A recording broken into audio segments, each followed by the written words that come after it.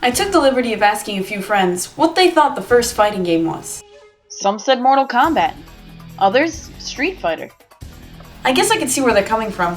Fighting games started in the early 90s, late 80s, right? Well, actually, it started a lot earlier than that. Back in 1976, we had a game called Heavyweight Champ. I can't seem to find any footage, so this picture will do. Heavyweight Champ introduced the side view, which was a staple in fighting games. Otherwise, this would be a lot like Punch-Out! But years later, they changed the perspective when they re-released it. In 1984, Data East published Karate Champ. It was the first game to have punches and kicks. Like most games in this era, it repeats itself, but gets harder and more difficult with each round. The health bar has yet to make an appearance. Then Konami makes ER Kung Fu. I think that's the only fighting game they ever made other than its sequel. I gotta give the title some credit. Lee is the only guy I know who can stare danger down fearlessly. With this face.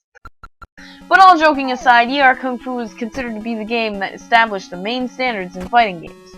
But it wasn't until 1987 when we could finally perform the Surge Fist. That's right, Street Fighter finally made its appearance. Now before I continue, both pronunciations Ryu and Ryu are incorrect.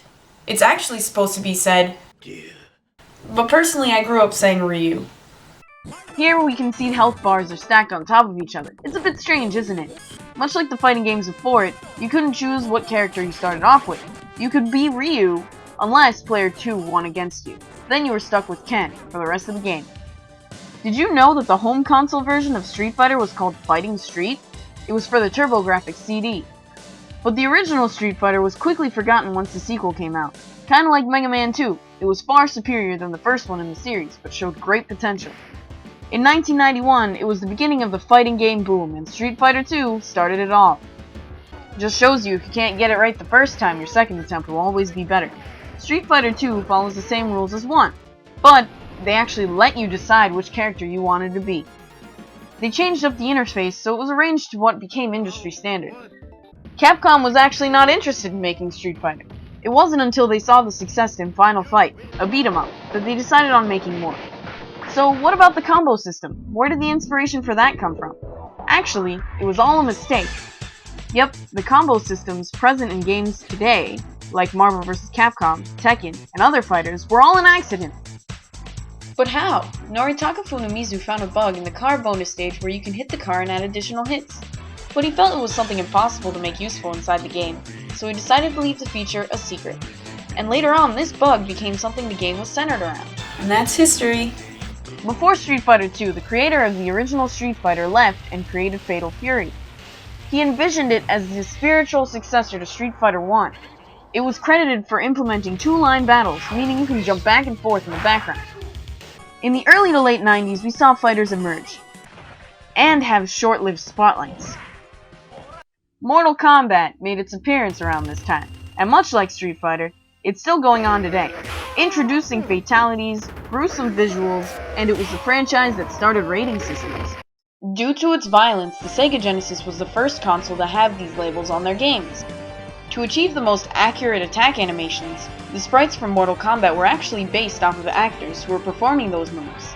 So Sega introduced us with Heavyweight Champ, and they haven't really touched the fighting game genre in a while. They saw the rise in fighters, and then they decided, you know what, let's make Burning Rival. I've never played Burning Rival.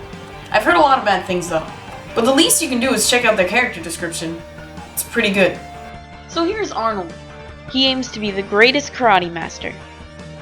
But there's one issue here. I'm sorry, what? After a few embarrassing complaints, Sega quickly went and started development on Virtua Fighter. And it was the very first fighting game on the 3D plane. Now, what also sets Virtua Fighter apart from Mortal Kombat and Street Fighter is its controls. Virtua Fighter only has a punch, a kick, and a guard button. Given the situation, you can do different moves. It had mixed reviews though. Virtua's strong point were the graphics and the realism. It was all based off of real attacks. Some players didn't like that because they were so much more used to the specials, and even complained that the game was a little too slow. Sega didn't stop there. Who could forget Sonic the Fighters? There were Rare made a ton of great games while working with Nintendo, but that's a whole different discussion. Killer Instinct uses the finishing moves from Mortal Kombat and the attacks from Street Fighter. What makes KI stand out is double energy bar, something we can see today in Injustice. Although it gets its inspiration from Street Fighter, the combos in KI were much more difficult to land. If you were good at it, you can constantly jungle the opponent, and achieve Blaster, Hyper, Monster, and even the more difficult Ultra combo. And if you couldn't land one, but your friend did, you were pretty much screwed. So at this point in time, fighting games are getting more and more complicated, meaning there are less and less casual gamers buying them. At the same time, the PS1 and the N64 are dominating and making people stray from arcades. Fighters are slowly disappearing because everyone is enjoying their 3D adventures at the comfort of their own homes. So what now? Fighters like Tekken, Soul Blade, Dead or Alive hit PlayStation hard and made Sony's system a success. Tekken was a bit different from fighting games as each button was a different limb, so instead of strong, medium, weak attacks, Tekken makes you control the character's left, right, arms, and legs. Soul Blade was known for using swords in a fighting game, but don't confuse this with the first, because the first one to feature was Battle Arena Toshiden. Like Tekken, Soul Edge gives each character one unblockable attack, and it's one of the few games that actually uses the ring-out system. It's the late 90s. What did fighting games do to grab your attention again? Mashups. Tons of them. Something that's still very popular today.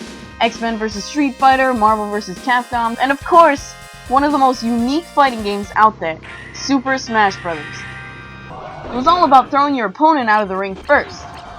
Super Smash Bros. Included items, as ordinary as a fan to Pokeballs.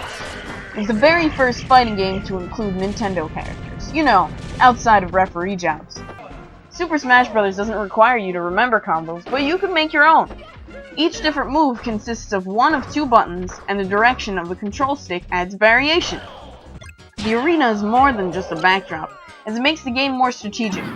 For example, you can throw your opponent into a Pokemon's attack, slash him down into a hole, just to throw him off guard and to knock him out of the ring as soon as possible.